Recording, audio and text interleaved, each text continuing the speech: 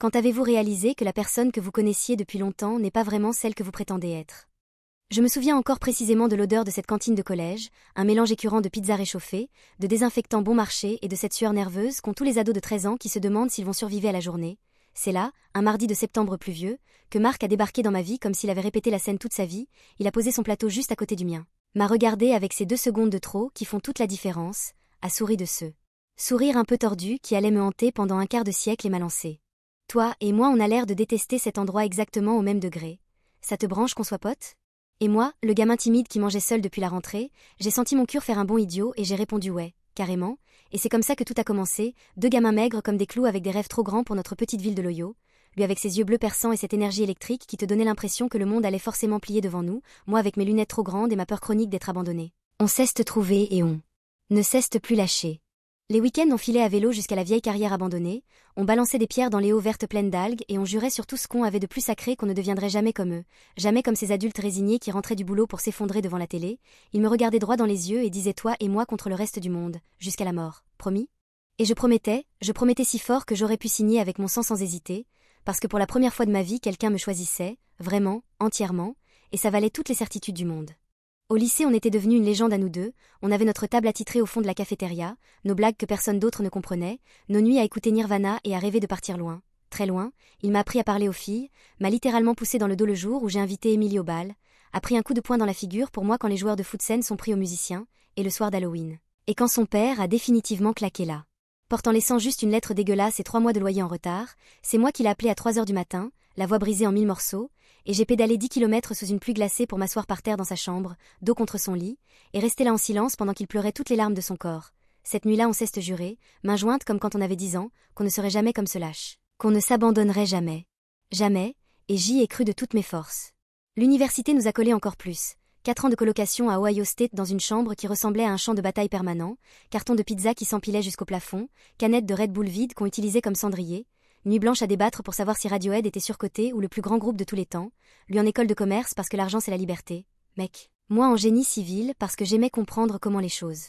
tenaient debout, comment un pont pouvait porter des tonnes sans mentir si les calculs étaient honnêtes, l'ironie me frappe aujourd'hui comme un camion. C'est là qu'il a commencé les premiers petits coups fourrés, rien de grave en apparence, revente de faux passes de parking, paris sportifs sur les matchs des Buckeyes, il piquait 20 ou 30 dollars dans la cagnotte des soirées, je voyais bien mais je fermais les yeux parce que c'était Marc, mon Marc. Il arrivait toujours à transformer ça en preuve.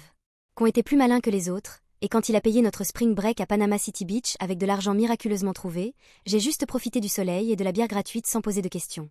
Après le diplôme la vie nous a séparés physiquement. Moi à Chicago avec un vrai boulot d'ingénieur, un salaire stable, Lisa qui est devenue ma femme et mon ancre, lui restait dans l'Ohio à monter Mark Realty Partner, un nom qui sonnait déjà comme une success story. Il a retourné sa première maison en 6 mois, m'a invité à la journée portes ouvertes, m'a mis une bière froide dans la main et m'a dit regarde, on l'a fait, on est sorti du trou. Et j'ai souri jusqu'aux oreilles parce que j'avais l'impression que c'était aussi ma victoire. Les appels sont restés quotidiens pendant un temps, puis hebdomadaires, il me parlait de ses prochains coups immobiliers, des quartiers qui allaient exploser, me disait que si je mettais quelques milliers maintenant je pouvais doubler ma mise en un an, et je l'ai fait, d'abord 5 000, puis 10, puis 25, toujours remboursé rubis sur l'ongle avec un petit bonus et un je te l'avais bien dit. Alors quand il m'a demandé 50 000 pour bloquer un immeuble exceptionnel à Columbus, je n'ai même pas réfléchi. Lisa a froncé les sourcils, mais j'ai répondu c'est Marc, il ne me plantera jamais, et elle m'a fait confiance parce qu'elle me faisait confiance à moi.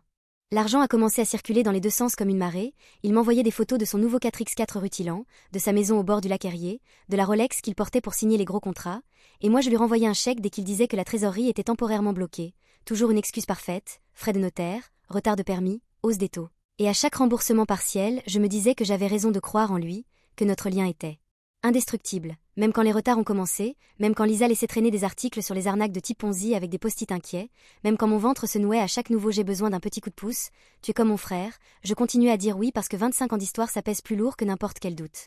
La première vraie alarme a sonné une nuit où il m'a appelé complètement ivre à 2h30, la voix tremblante, en disant qu'il avait tout perdu au casino de Cleveland et qu'il avait besoin de 15 000 avant 8h du matin sinon ces mecs vont me démonter. J'ai entendu une peur que je ne lui connaissais pas, une terreur animale, et j'ai viré l'argent dans la minute parce que l'idée qu'on puisse toucher un cheveu de mon meilleur ami me rendait fou. Mais le lendemain il a ri, m'a traité de pigeon, a prétendu que c'était une blague pour tester ma loyauté, et quelque chose de glacé s'est installé au fond de moi que je n'ai pas su nommer.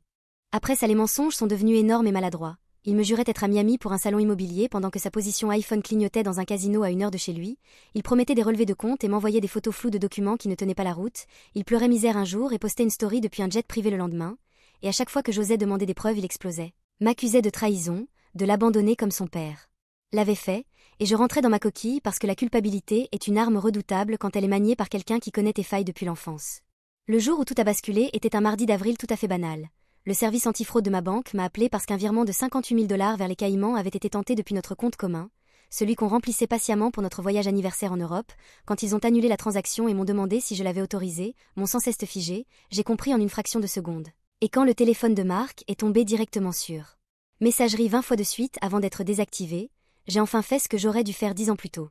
Je l'ai googlé pour de vrai, pas juste le nom de sa société, mais son nom complet plus fraude plus escroquerie plus procès, et là l'écran s'est rempli d'horreur pure, des forums entiers de victimes, un groupe Facebook avec 600 membres, des articles de presse locale, un podcast intitulé Le sociopathe le plus charmant de l'Ohio, et chaque témoignage était une copie conforme du mien, argent confié, promesses, excuses à rallonge, silence radio, ruine. J'ai passé la nuit à tout lire, à regarder les photos de lui en costard-cravate souriant exactement comme le jour où il était devenu mon meilleur ami, exactement comme sur mes photos de mariage, exactement comme la nuit où il m'avait tenue dans ses bras quand ma mère est morte, et j'ai vomi dans l'évier en comprenant que je n'avais aucune idée de quand il avait été sincère et quand il avait joué la comédie.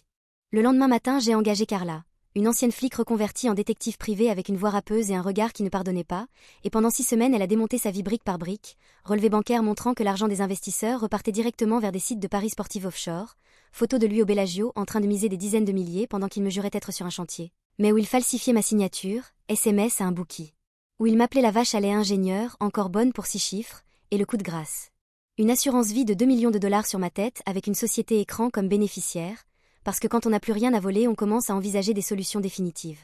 Carla a tout posé sur la table de la cuisine un soir pendant que Lisa me serrait la main si fort que j'ai encore les marques, et j'ai regardé les preuves en haute définition, les virements, les faux, les paris, l'assurance, et quelque chose en moi s'est éteint doucement, sans cri, juste le petit garçon qui croyait au frère de sang pour toujours est mort là, sur cette table. Les mois qui ont suivi ont été un cauchemar éveillé, déposition, avocat, entretien avec le FBI, j'ai découvert que je n'étais même pas la plus grosse victime, il y avait un couple de retraités qui avait tout perdu, une église qui avait mis l'argent des colonies de vacances, une veuve qui lui avait donné l'indemnité de son mari mort au combat parce qu'il avait pleuré avec elle en inventant une mère en phase terminale, et chaque histoire me lacérait parce que c'était moi qui l'avais présentée à la moitié d'entre eux, c'est ma parole qui avait ouvert la porte. Le matin de l'arrestation, j'ai regardé les images en boucle, lui menotté, sortant de sa maison de luxe, cheveux en bataille pour la première fois de sa vie, l'air perdu, et quand le journaliste lui a collé le micro sous le nez, il a regardé droit dans la caméra et a dit c'est un malentendu, mon meilleur ami va tout arranger. Demandez-lui, et j'ai gerbé dans l'évier parce que même là, même à cet instant, il essayait encore de se servir de moi comme bouclier humain. Il a appelé 17 fois en PCV la première semaine, j'ai décroché une seule fois, il a pleuré, supplié, juré sur tout ce qui est sacré que c'était une erreur comptable, que la mafia le poursuivait, que si je payais la caution il rembourserait tout le monde et qu'on rigolerait de tout ça autour d'une bière comme avant. Je l'ai laissé parler jusqu'à plus soif, puis j'ai dit très calmement j'ai transmis toutes les preuves au FBI, chaque virement, chaque faux, chaque pari, c'est fini, silence de mort, puis un petit rire brisé et il a murmuré tu étais censé être mon frère, j'ai répondu et toi censé être humain, et j'ai raccroché. Je n'ai pas dormi pendant 3 jours. Je marchais dans Chicago la nuit pour essayer de semer les souvenirs qui me rattrapaient à chaque coin de rue. Lisa m'a trouvé à l'aube assis par terre dans la salle de bain, serrant les boutons de manchette frère pour toujours qu'il m'avait offert. Elle les a pris, les a jetés dans les toilettes, a tiré la chasse, puis m'a pris dans ses bras pendant que je pleurais enfin toutes les larmes que j'avais retenues depuis 25 ans. Le procès a été une descente aux enfers supplémentaires. Le voir tous les jours essayer d'accrocher mon regard, articuler aide-moi comme si je lui devais encore quelque chose, entendre les procureurs détailler l'architecture minutieuse de ses mensonges, réaliser à quel point il avait tout planifié depuis le début, il a fini par plaider coupable, 15 ans ferme, et quand le juge lui a demandé s'il avait un dernier mot il s'est levé, m'a fixé et a dit je n'ai jamais voulu faire de mal à ce que j'aimais. La procureure a ri au nez et a répondu vous n'avez jamais aimé personne, Monsieur Thompson, vous les avez juste collectionnés, et cette phrase, dite à voix haute, a enfin brisé le dernier fil qui me retenait encore à lui.